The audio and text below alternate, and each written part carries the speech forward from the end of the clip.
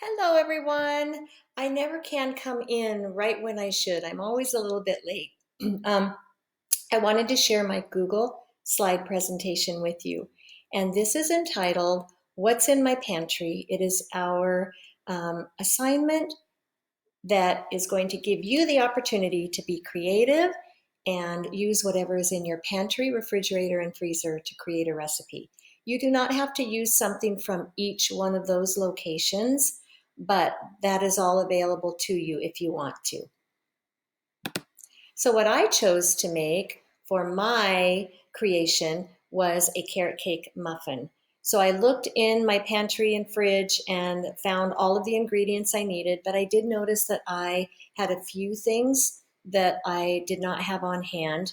And one thing that I realized, okay, I could probably leave that out and it will be okay. And so I made a few substitutions. So I want you to kind of look to see what those are. All right, next, gathering the ingredients. I laid everything out on my counter to make sure I had everything that I needed. And I wanted to check my dry ingredients for any pantry pests. And I also checked the expiration dates on my ingredients to make sure everything was still good and that there were no little critters moving around in my flour. After I used my flour, I made sure that I put something around it that would seal it. I didn't have a container, so I used a Ziploc bag. I then measured out my cinnamon using the leveling off method that I taught you in class. I sifted all my dry ingredients together and set them aside, and I could not find my sifter, so I used the mesh strainer like we have done in class.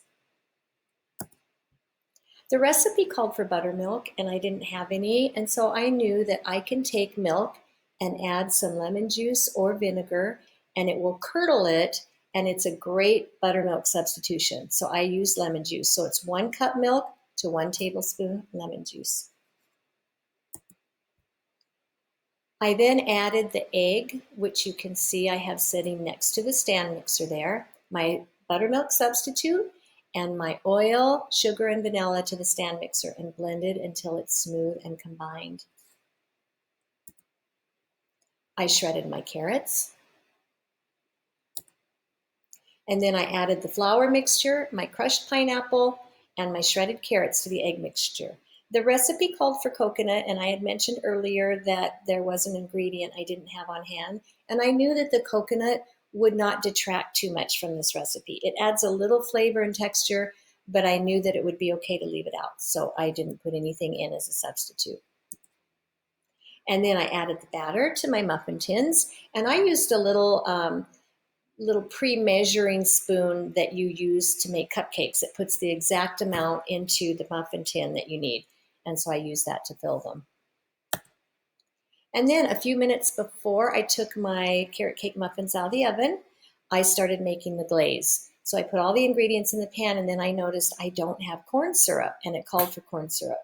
So I Googled it real quick, and it gave me a list of substitutions, and I saw that I do have honey, and so I put the honey in it instead. And it didn't make any difference in the outcome. It tasted awesome. And then I spooned the glaze over the top of each carrot cake muffin.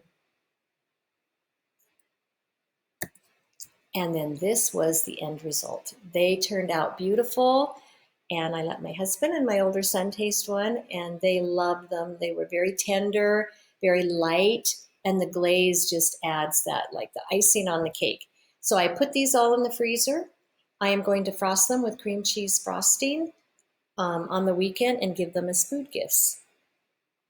All right, so I'm excited for you guys to get to go in your pantry and decide what you want to make and what you're going to use. You don't have to make a Google slide presentation. I just did this as a fun little example, but you don't have to do that. But there is a form, a Google document I've attached on Classroom with this that has the directions, and there's some questions on it that I want you to answer regarding these slides. So you'll need to have that out at the same time. And then there's another document that's separate that I want you to use in